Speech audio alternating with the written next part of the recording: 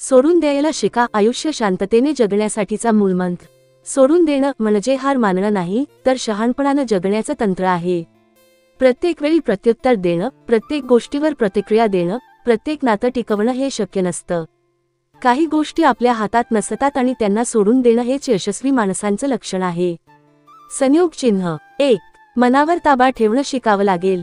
कोणीतरी आपल्याबद्दल काहीतरी वाईट बोललं, कोणी गैरसमज पसरवले, कोणी पिठामागून विश्वासघात केला, अशा घटना प्रत्येकाच्या आयुष्यात होतात. पण त्यावर वेळोवेळी प्रतिक्रिया देत बसलो तर आयुष्यभर आपण त्या माणसांसाठी जगत राहतो. प्रत्येक शब्दावर रिॲक्ट करणं म्हणजे आपली मानसिक ऊर्जा वाया घालवणं. काही गोष्टींचं उत्तर वेळ देईल, आपण नाही. शांत राहणं म्हणजे कमकुवतपणा नाही, ते बळ असतं. उपाय: प्रतिक्रिया देण्याऐवजी निरीक्षण करा. मनात आलं तरीही संयम पाळणं हेच शौर्य. संयोग चिन्ह 2. गेल्या नात्यांचं ओझं वाहू नका. एखादा खूप जवळचा माणूस अचानक दुरावतो. आपण त्याच्यासाठी खूप काही केलं असतं, पण तो आपल्या विरोधात वागतो. यातच आपण गुंतून बसतो. मन सतत त्याच विचारांत राहतं आणि त्याचा त्रास आपल्यालाच होतो. पण खरं काय, जो माणूस जातो त्याला जाऊ द्या. नात्यांची किंमत असते, पण स्वतःची किंमत कमी करून नाती निभावत बसायचं नसतं. उपाय: त्या नात्याने काय शिकवलं ते घ्या. समोरच्याचा स्वभाव लवकर समजला म्हणून स्वतःचं भाग्य समजा. नवीन सुरुवात करा स्वतःसाठी. संयोग चिन्ह 3. भूतकाळाचं ओझं उतरवा. तसं केलं असतं तर तसं झालं असतं, त्या दिवशी तो निर्णय घेतला असता तर. अशा जर तर मध्ये अडकून आपलं वर्तमानही आपण वाया घालवतो.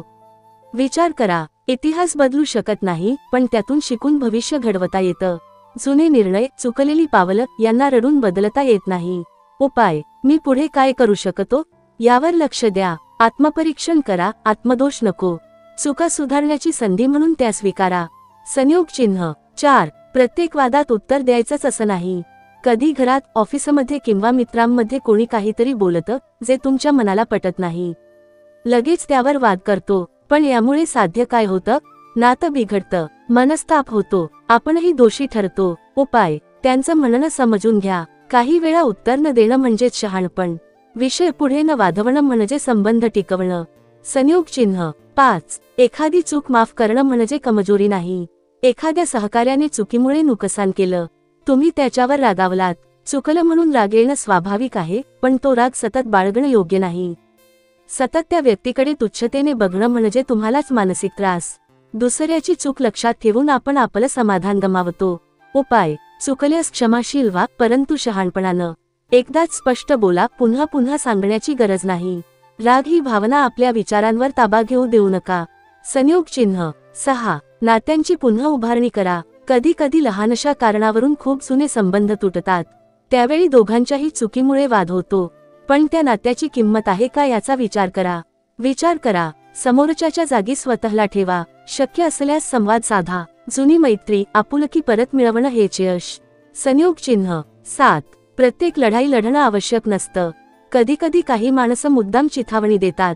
काही शब्द फेकले जातात जे दुखावतात, पण प्रत्येक वेळी त्यावर रिॲक्ट करणं योग्य आहे का? उपाय: प्रत्येक लढाई लढली पाहिजे असं नाही. काही लढाया स्वतःहून नाकारल्या तर आयुष्य सुंदर होतं. मानसिक शांती जपणं हेच खऱ्या अर्थानं विजय.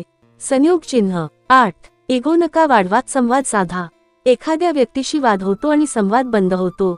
दोघांनाही आठवण येते, पण कोण पहिला माफ करतो यावर स्पर्धा सुरू होते. प्रश्न असा आहे, माफी मागून नातं टिकवणं श्रेष्ठ की इगो जपून नातं हरवणं? जे खरंच आपले आहेत त्यांना आपण एक पाऊल पुढे जाऊन गवसवू शकत नाही का? संयोग चिन्ह 9. मनावरचा ताण शरीरावर परिणाम करतो.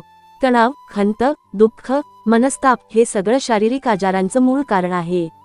लहान सहान गोष्टींना मनावर घेणं, वारंवार विचार करणं हे आपल्या आरोग्यावर परिणाम करतं. उपाय: तणावदायक गोष्टी टाळा. व्यायाम, ध्यान, मेडिटेशनचा वापर करा. शांतपणे श्वास घेऊन मनातलं विष बाहेर टाका. संयोग चिन्ह 10. जगणं म्हणजे नाती, प्रेम आणि क्षमा. आयुष्यात यशस्वी होण्यासाठी बुद्धी लागते, पण आयुष्य जगण्यासाठी मन लागते. मनात जर द्वेष, राग, अपराधभाव असेल तर जीवनाचा आनंद कसा मिळेल? म्हणूनच माफ करा, विसरून जा. चांगल्या गोष्टी जपा. नात्यांचं मोल कधीच विसरू नका. निष्कर्ष: सोडून देणं ही यशाकडे जाणारी पहिली पायरी. सोडून देणं म्हणजे चुकणाऱ्यांना माफ करणं नव्हे, तर स्वतःला मोकळं करणं असतं. सोडून देणं म्हणजे हरवणं नाही, तर पुढे जाण्यासाठीचा मार्ग मोकळा करणं असतं. आणि सोडून देणं म्हणजे आपण जितकं ओझं वाहतोय ते उतरवून हलकं होणं असतं. 8 प्रभावी मंत्र सोडून देणं शिकण्यासाठी. 1. प्रत्येक गोष्टीवर प्रतिक्रिया देणं थांबवा. 2. जुन्या आठवणींत गुंतून राहू नका. 3. नात्यांमध्ये संवादाची सुरुवात करा. 4. मन शांत ठेवण्यासाठी ध्यान करा. 5. चुकांवर राग न धरता धडा घ्या. 6. जुने वाद विसरून पुढे जा. 7. इगो बाजूला ठेवून नातं जपा.